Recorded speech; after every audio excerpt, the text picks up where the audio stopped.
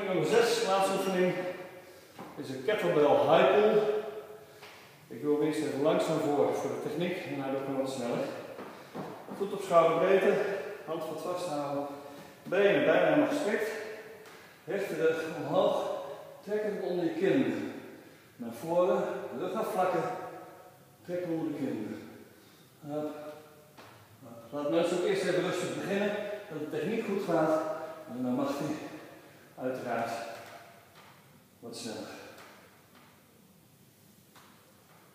Niet al te snel, de techniek moet per se correct blijven. De meeste maken de fout, zal bij veel mensen al dit zijn. Als ze naar voren kijken, rug hol trekken en dan gaat hij vanzelf over het algemeen goed. Oké, dankjewel. Veel succes vanmiddag.